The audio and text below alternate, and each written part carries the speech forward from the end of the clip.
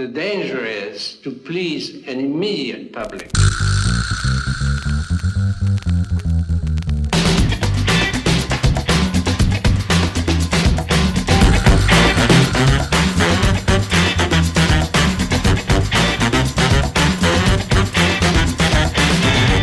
Hello everybody, welcome to the Artist Provocateur. I'm Josephat, and today we're talking about two troubled kids of the British art scene. The two artists who blur the lines between shock and humor, Jake and Dinos Chapman.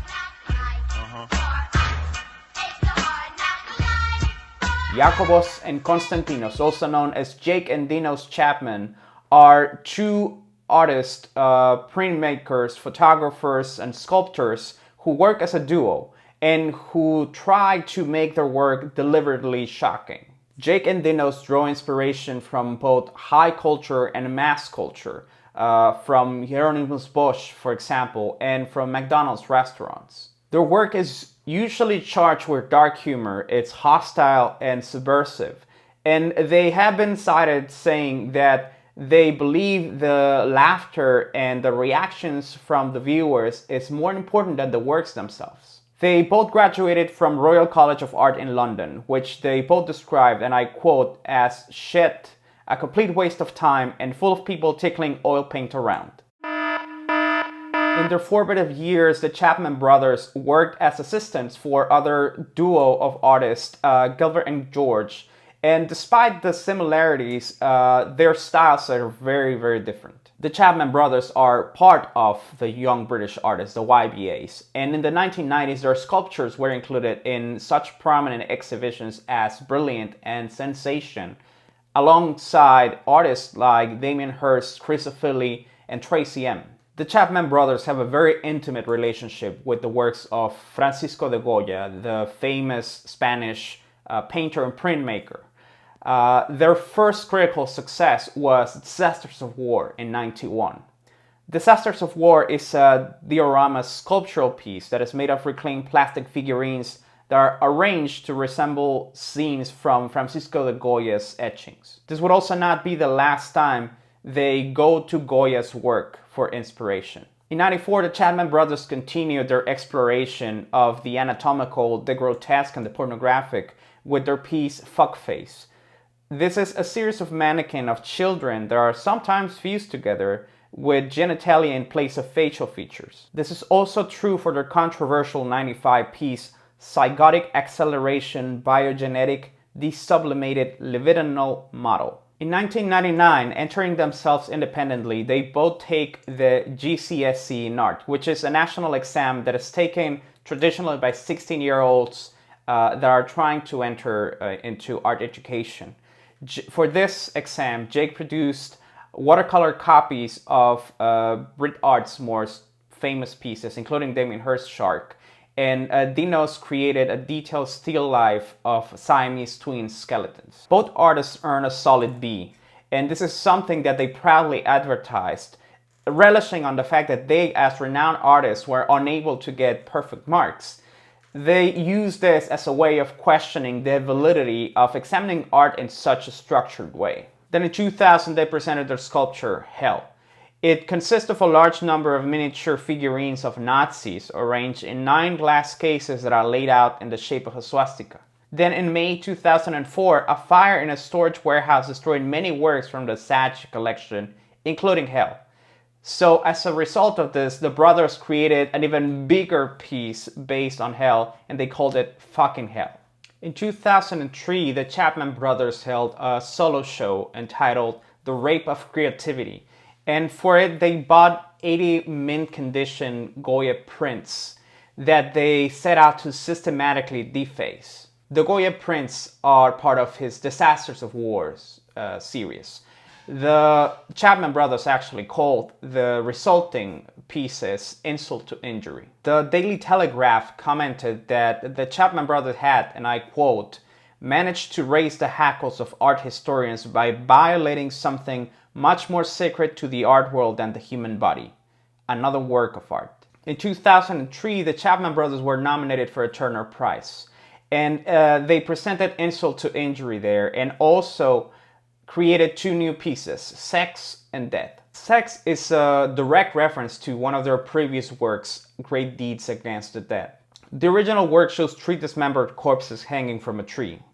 Sex, on the other hand, shows the same scenario but in a heightened state of decay. Additionally, there's clown noses on the skulls of the corpses. There's snakes, rats, and insects like the kind that you find in a joke shop covering the piece. Death is two sex dolls placed on top of each other, head to toe. And although they appear to be made of plastic, they're actually cast in bronze and then painted to look like plastic. As a protest against this piece, Aaron Bashar, who later became infamous for crashing Prince William's 21st birthday party dressed as Osama bin Laden in a pink dress, threw a pot of red paint at Jake Chapman during a talk that he was giving. On the year of their nomination, the Turner Prize actually ended up going to Grayson Perry. Jake and Dinos were part of the first generation of artists that harnessed the power of the internet to create awareness about the work and also to manipulate it in a performative way to create shock. Then in 2008, they presented 13 authenticated watercolors that were painted by Adolf Hitler. And the brothers added some hippie motifs to them.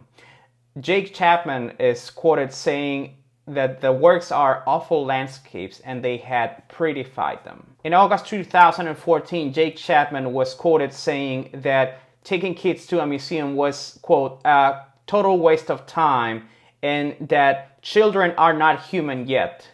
And of course, this comments created a lot of responses. A lot of artists, notable artists, spoke against the Chapman brothers. Of course, this is all premeditated. This is all part of the performative way that Chapmans use the media, the way they create shock as a means to gather attention for their work and to raise awareness about it. The BBC art critic Bill Gompert said about the way the YBAs in general use the media as follows, and I quote, "The formula is simple. When you have an exhibition to promote, say something mildly inflammatory to the press and watch the column inches, particularly in August, and ticket sales soar." Jake Chapman's comments about kids and paintings is a beautifully crafted example of the art. It has generated loads of attention, reinforced the brothers' bad boy brand, and alerted an outraged Middle England to the Chapmans' new show. Job done. The Chapman brothers, along with the rest of the young British artists, have created this new identity for British art. It's a mix of contemporary conceptual art and pop art. There's a lot of artists that have recognized the value of such a movement. Artists such as Takashi Murakami and Ai Weiwei have called this movement a direct inspiration for their work. In the last few years, the Chapman brothers have diversified their interest. Jake is now writing novels, and Dinos is a recording artist.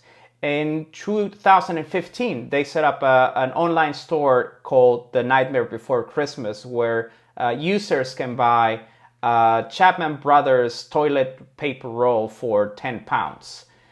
They still work together at their studio in London, but they said they're not joined at the hip and that they will go their separate ways if things, I quote, get boring.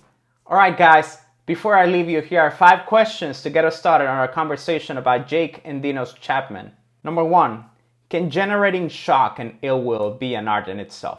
Number 2, what part does voyeurism play in the Chapmans' work? Number 3, why did the Chapman brothers choose to deface works by Goya or Hitler? Number 4, how is manipulating the media a performance in itself? And finally, number 5, is artistic ability something that can be measured through standardized testing? Alright guys, that's the end of our video. Thank you very much for watching. Remember to leave your comments below, and I will see you next time.